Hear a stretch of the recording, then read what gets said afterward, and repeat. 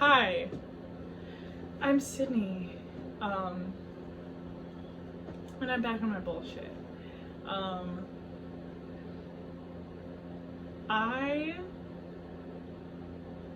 get bored a lot, and I talk about a lot of things, and I think about a lot of things, and I talk to my parents and my friends, and it's very fun. And I've decided that when I get bored, I'm just gonna record stuff and put it here. So I want to rant specifically about a very minuscule situation in a grand scheme of a lot of stuff, and it's implicit bias, which is so broad. I just want to vent about it and its relation to how we react to Black people. Nothing that I'm probably going to say is new.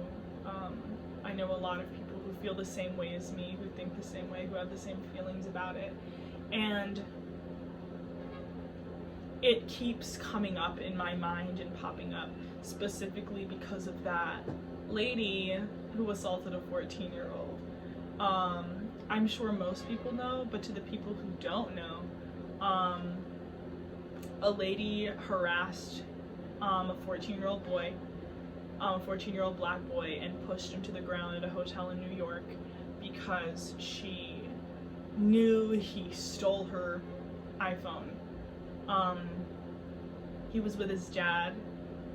His dad knew his rights and knew the fact that he did not have to share anything with her. He knew that he did not take anything. And she continued to push on. The boy was pushed down. His father was forced to end up, it's light things, but defending him. And later it was discovered that her phone was in the Uber she had taken, so everybody wins. Implicit bias is dangerous, and I am no dictionary, and I'm not gonna go get my dictionary, and I'm not gonna look it up right now. But my fun half-assed definition of implicit bias is it's your natural reaction and response to something. It is based on how you have lived, who you've lived with, and the experiences you've had. And it is now a bias and stereotype that allows you to make assumptions of people without having a moment to realize and separate the difference between your reaction and your response. Your implicit bias is how you feel initially until you are proven wrong, which in many ways could be innocent until proven guilty. For a lot of people, especially when it comes to race, it is guilty until proven innocent. That woman knew he had her phone, and until he could prove that he didn't, she wasn't going to let it go. It's never right or fair making a person prove the ulterior motive. It's like when someone says, I found drugs on this person. You're supposed to prove that they didn't. And that's a great example of just guilty until proven innocent. The reason this is even in my head is because this morning there was a video on something, I don't know what it was on, but it was a video, and she was being asked questions by some paparazzi guy, and he was like, why did you do it? Do you feel bad? All this stuff. And her response was, I'm 22, so I don't see a problem. Big issue there. And also I'm Puerto Rican, so we'll touch on her nationality and ethnicity first. As I would just say, this isn't a bash on anyone. It's not. It is just a non sequitur and unimportant to any of the questions he was asking. I'm sure she brought it up because there were a lot of people calling her white and things, which is a fair definitive to make, a fair thing to make a statement of saying, that is not me, that is not whatever, this is my ethnicity, this is my race, this is my nationality, that and the third. But it was not important. Any of the questions he was asking, it answered nothing. He asked why she did it. He asked, was she worried about the warrant out for her arrest? And her response was that, which just was a non sequitur. And then, I'm 22, so I don't see the issue. That part just made me giggle, because that's you not understanding the law, I guess, boo. All you told me with the number 22 is that you can not only go to adult prison for, what, 5 years now? You've been in that adult legal system for a while now, friend. And that you assaulted a minor. We know he's 14. We know you're 22. You pushed him on the ground.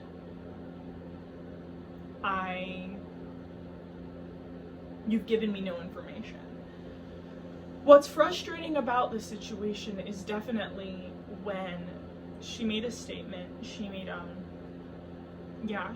like a statement that was written out somewhere, and she talked about how it was not racially based.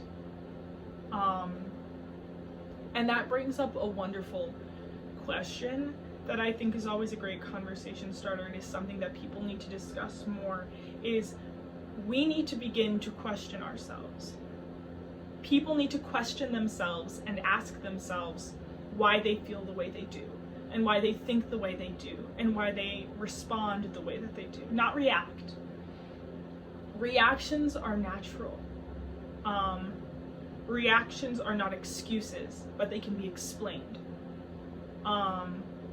Everyone's reaction to a person, a situation, is based on their own feelings about something. It is based on their own implicit bias about anything, on how a person looks, on a person's skin color, on how a person smells, sounds, talks, dresses, whatever it is. Everyone has a reaction to something, but the way that a person responds needs to be called into question.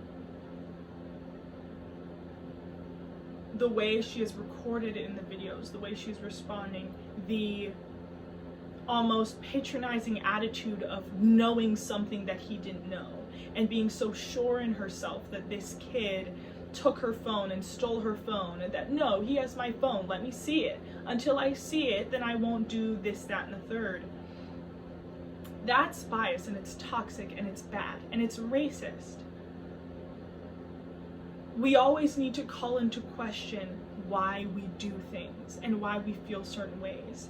In all those videos that people see of Black people and people of color trying to get into their apartments, whether it's at night or just straight up in the middle of the day, sun out, people trying to use pools because there's pools in their apartments and this, that, and people questioning them. The people who question them, whether it's a person who works at the building or a person who lives in the building, why do you believe that this person cannot have access to this space?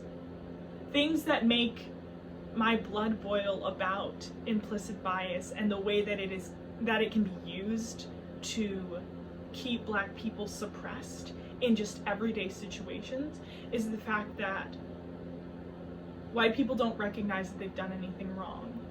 In most statements that you see of those videos, it's, I'm not being racist, I just didn't know the person. Or I'm not being racially insensitive, I just didn't know this, that, and the third. I just assumed. It forces Black people to have to keep this level of calm and suppressed emotions on them. I talk about it with my dad a lot. Black people can never be fully relaxed because we always have to be thinking. We always have to be thinking. And when in a situation like that, we are forced to play more relaxed than we are. In videos of people trying to get into their apartments, and white people block the door, if it weren't for things like phone cameras and video cameras and things that catch these things, if a black man pushed past a white woman to get into the apartment building where he lives, but she just doesn't trust him to be there, if it weren't for that video, she could call the police. She could say that she was hit, that she was harassed, that she was assaulted, and it would be her word against his word. And just to take gender out of it, because gender identity and all of these it's a very serious conversation, and it's a very in-depth conversation. It's the white word against the black word, to keep it as black and white as possible. And white people can get away with that. And something super important about the issue with this 22-year-old woman and the 14-year-old black boy is this is a moment when you want to see consequences. In a lot of those things of people stopping from people going into pools, even though they have cards to get in and they have access things, to people who had the key to unlock their apartment building and go in the lobby and go upstairs. In a lot of those moments, for the most part, there is no major physical altercation. So all that can be said is this woman would not let me get in whatever, and then when I got to my apartment, she walked away and she apologized and she tried to make amends on video because of this, that, and the third, but there was nothing done. And this, there was a physical altercation. There was a physical altercation with a minor, and it was racially charged. We cannot always assume that there isn't something inside. Well, I can assume. I'm great. I'm phenomenal, and I think about myself all the time. My implicit bias towards white people is just rage, and I'm allowed to feel that way, so be mad. But it must always be called into question. Of all the people who you saw today, in the entire span of that woman's day, why couldn't she have thought, hey, maybe I left my phone in that Uber. Hey, maybe someone else in this lobby took my phone. Maybe I dropped my phone. Your immediate jump was this kid, this teenage boy who's walking with his father, who's in the little gift shop area, not even in the main lobby, and you just assume that he's taking your things. And when he says no, you continue to harass him. And then you get the people at the hotel working on it, and now they're asking you to give you this stuff, and now this kid is overwhelmed, and his dad and him are telling you that he didn't do it, he knows his rights, he doesn't need to say anything to you, and for some reason you feel that you have the right, and you have the gumptious spirit, you are the authority in this situation because it's guilty until proven innocent. You took my phone. Implicit bias is dangerous. And it's something that cannot be handled in a system. There are a lot of things, there are a lot of racial issues, there are a lot of situations when it comes to anything, sexism, colorism, racism, all of it, that can be handled in systems that have been put in place in government, systems that have been put in places in institutions, what have you. There are obviously things that will be handled on community levels and so forth, but things like implicit bias are things that everyone needs to question for themselves. Even some of the best friends that I have that are white have their moments of feeling some kind of way because of something. I know black people, we can't, even as black people, it's to a different degree, but there are moments where based on just intersectionality and socioeconomic status alone, people have implicit bias towards certain people.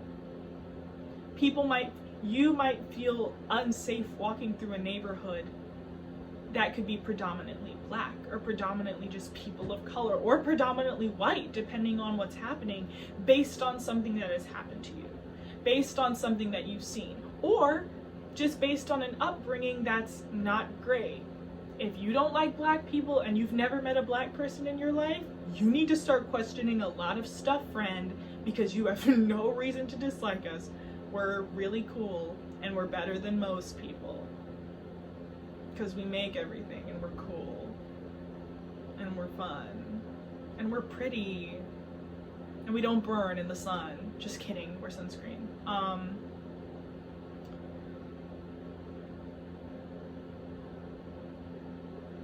All that to say, to sum it up in a very whatever, because I don't know how I've been talking this long,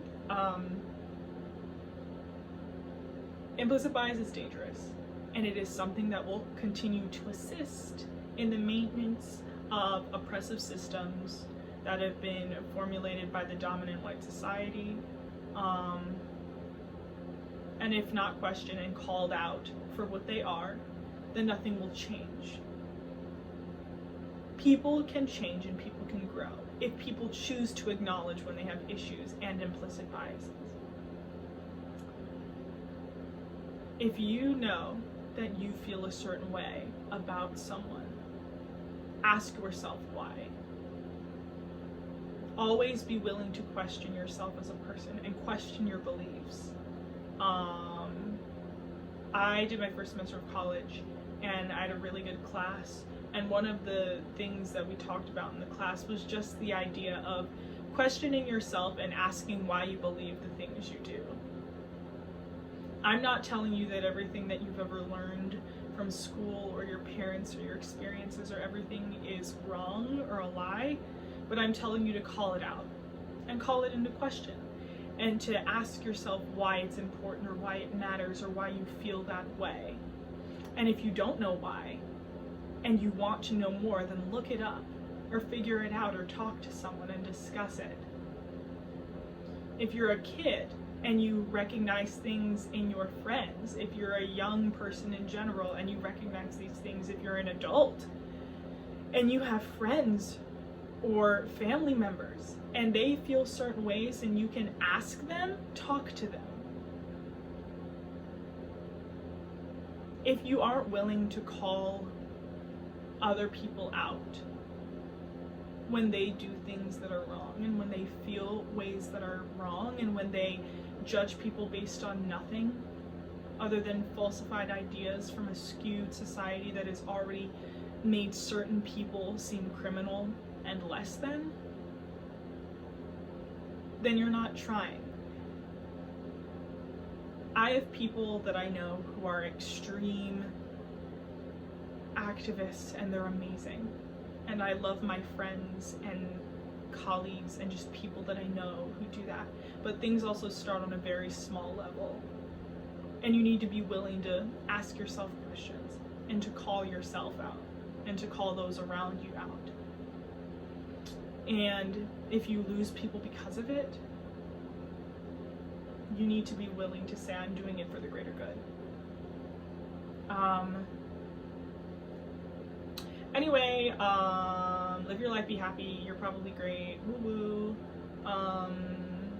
Implicit bias is bad, that woman did a bad thing. And she's mad that she got caught. Hashtag she's mad because she got caught. Anyways, I'm Sydney. That's it. This was my fun rant, vent, conversation on implicit bias. Thank you for coming to my TED Talk. Bye.